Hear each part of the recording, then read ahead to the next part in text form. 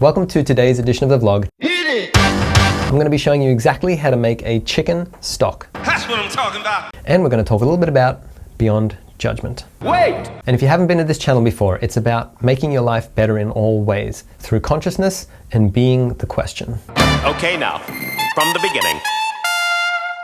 So today's video is a huge flashback. I actually filmed this and half edited it 5 years ago, 2014. And I didn't get this video out because I was basically lazy in myself. I had too many judgments of getting this video out and how I did the video and what I forgot about, what I didn't include, and how I didn't think it was good enough. Hence, today we're going beyond judgment. So here we go. This is the intro that I created 5 years ago.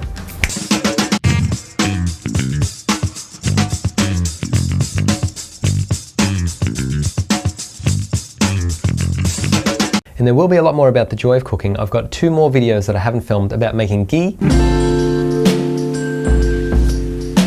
and about activating raw nuts. Very interesting. So keep tuned for those videos. Let's get started. So I'm going to start off with the absolute basics that you require for the chicken stock. And then I'm going to chuck in a few little bit of extras that you can then play with and you can add to, and you can, if you don't like certain things, you can take them out. Just a quick side note about where I was at 5 years ago. I like to make things very difficult for myself, so I used the difficult route. I'm a hippie from way back, so I was really interested in food and organic, but my point of view now is about making it easy. So do whatever is easiest for you. You don't have to cut the chicken apart, you can buy the pieces separately, as I mentioned later in the video. Use the things that you have available to you, and how much fun can you have in this process? So the very first thing we're going to do on this stove is to start heating up some water. So here's some I prepared earlier.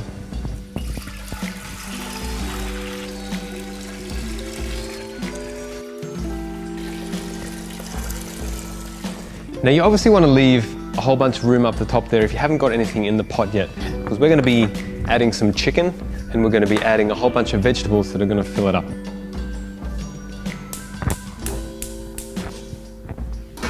Now we've got a few different elements in this. The first one is obviously the chicken, because we want to get the minerals that come out of the bones. We've got some vegetables, so we can get some more flavors in there. The crucial vegetables are carrot and celery. And then we can add some herbs for some extra flavors and spices, some ginger, some garlic and that sort of stuff to give the soup more body. So first, let's start with the chicken. I'm going to show you how to bone a chicken. So here we have one chook. And my recommendation with these guys is that you get a free range or organic chook. Even better, you get it out of the back of your own backyard. I've cooked different chicken broths and different chicken soups using just a normal supermarket chicken. And I've used our own chooks from the garden to cook a broth. And there is a huge difference. The flavor intensity that you get from like a natural chook is so much better. The fat in it is yellow and beautiful and rich. With these guys here, and this is like a fairly regular, well, it's a free range chicken in Australia, so it's not, it's okay. You can see the fat on them is generally really white and they're just not as tasty. So let's chop this little fella up.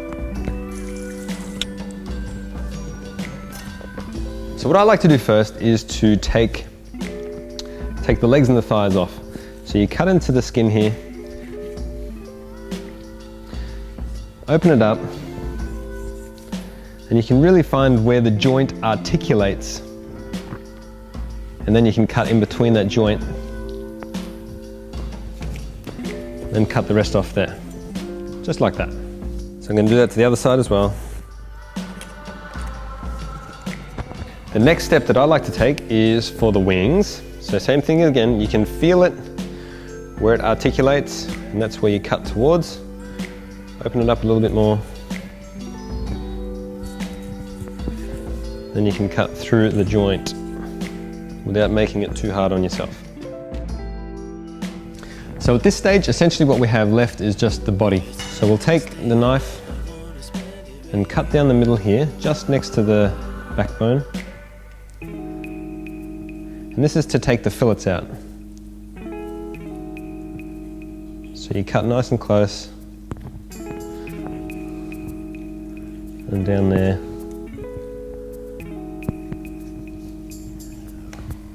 And here you have a fillet with a little tenderloin on the back. We'll do the same on the other side.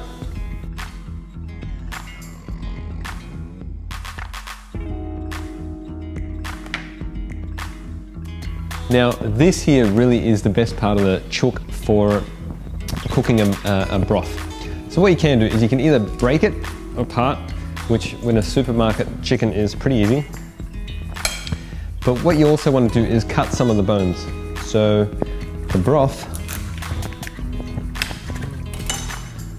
broth can get inside the bones and get some of the nutrients out. So let's go ahead and put this in. Now the breast fillets I'm going to keep to the side because I don't want to put them in the soup because they get overcooked and they'll get dry and they won't be any good. So you'll notice that I've taken the skin off the whole chicken in this video. What I suggest now is that you leave the skin on and put as much skin into the broth as you can because there's a lot of collagen and a lot of good nutrients in the skin that will come out into the broth.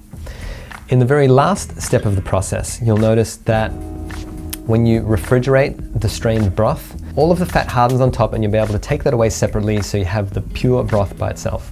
Now when you have the leg and the thigh together, you want to take these apart.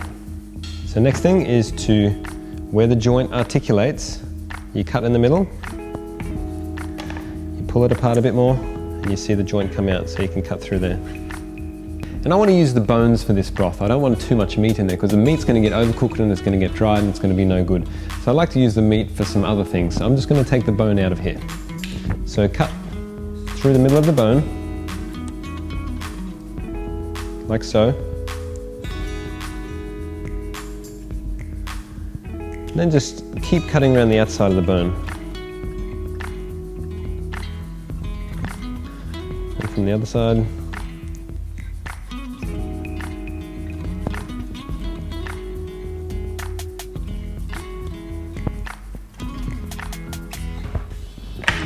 And here we have a bone. And you have your thigh.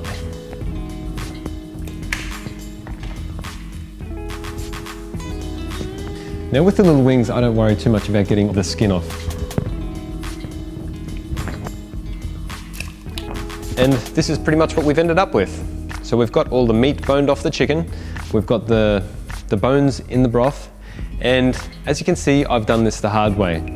So what you can do is just buy the carcasses from the butcher, you put them into the hot water, and then you buy your meat separately. So I'm going to go ahead and put this in the fridge.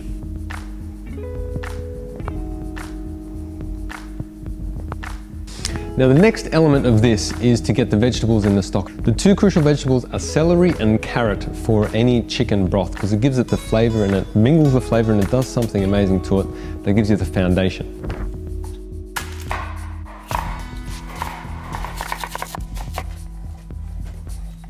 When you're getting the vegetables ready for the soup, you just need to cut them really rough. Give them a wash, give them a chop, get them straight into the pot.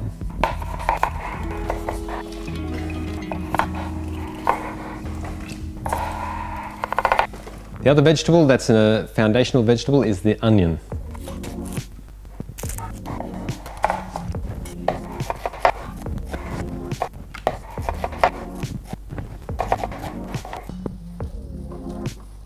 So we get that in there.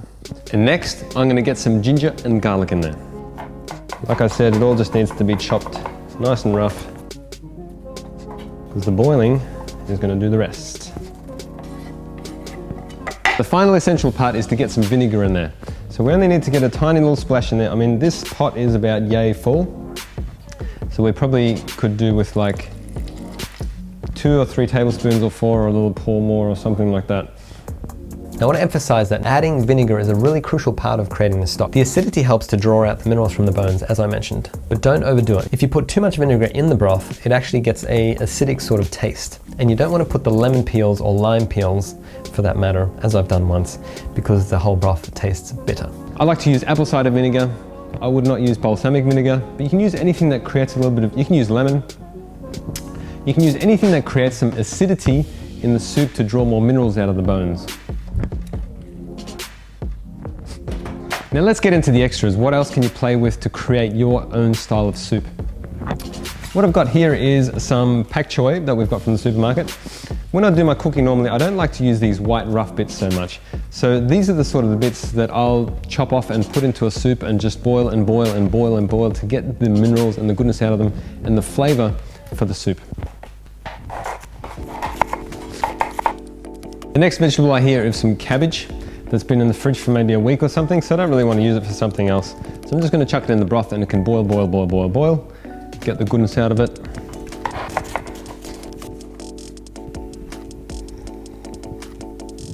Here's a pepper that was in the fridge. I'm not going to use it for anything else, and we're going away in a couple of days, so I'm going to chuck that in. And then you can chuck other things in just to build some more flavor. Here we've got some rosemary that we've got from the market recently. You can be pretty rough with this stuff. Take a whole thing, stick it in.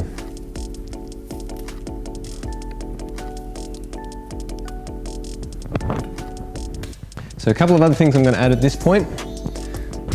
We've got some dried herbs in here, oregano and marjoram. Get some of them in there as well.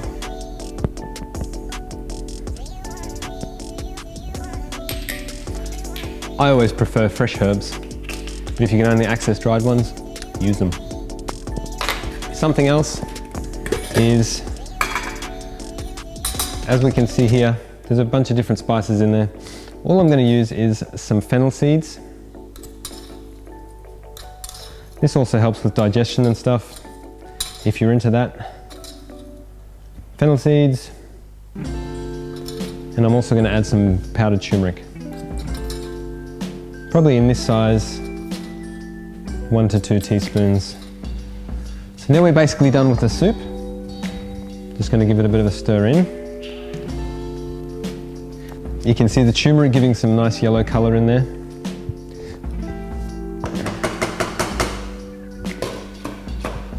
And that just needs to sit for a couple of hours. Stop. 2.5 hours is not long enough. I don't know why I said 2.5 hours back then, but you really need to leave this stock on a very low simmer for at least 6, 8, or 12 hours. I often leave it on overnight on a very low simmer, and you'll see that everything incorporates into the liquid so much more. So really the only thing that's left now is to let the soup cool on the stove. Let it cool right down.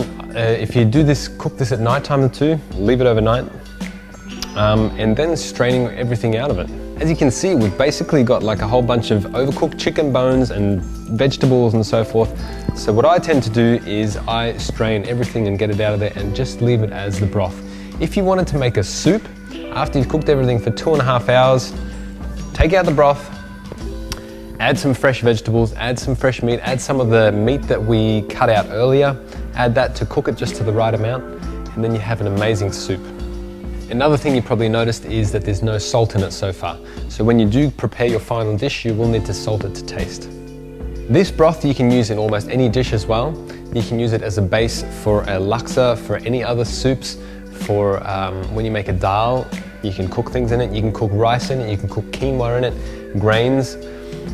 There's all sorts of stuff that you can use this broth for, or just a plain soup, or a miso soup, or a vegetable soup. So the thing that I found a little bit strange upon watching this video again is that I didn't show you the last part of the process, which is removing all of the chunky bits from the liquid. So let's go over this. What I do is I take a big pot, and that's what I'm going to strain everything into. Then I take a colander, I put that on the big pot, like so, and I pour the broth from the other pot in there. The next part of the process is one of these little bad boys I find very helpful. You basically put all of the chunky bits in here and then squash down with this side. It's a little bit of a tedious process, but you'll get so much more goodness out of it. But you could also pack the whole lot into a muslin cloth and squeeze it and chuck it out. But the part that I do recommend is using this colander to strain out the rest of the broth.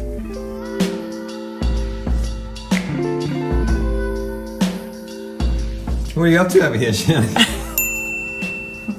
Scraping the fat off of the broth that we've put in the fridge for overnight to cool, so the fat will rise, so we can scoop it all off before we put it in the freezer. Yeah. And then we put it in the freezer and it'll last us for months, or depending on how long we're home and how much we're cooking. Yeah, and we use it for all of our curries, and I even put some in my like pasta sauces and all the hippie delight that you could imagine. We use this in everything. It's a bit of a messy process, but I'm not making it look very glamorous, but we do use this this sterling silver spoon that has holes in it. so that it scoops the liquid, scoops the fat and leaves the liquid. Yeah, so. And you definitely want to do this before putting it in the freezer, because once it's frozen, it's not easy to do this. Yeah, so then. So that's it for this video. If you have any questions about making broth or things that you could add that you have questions about, put them down in the comments below. Make sure you like the video, subscribe, hit the bell if you want updates on when a new video is posted, and I look forward to seeing you in the next one.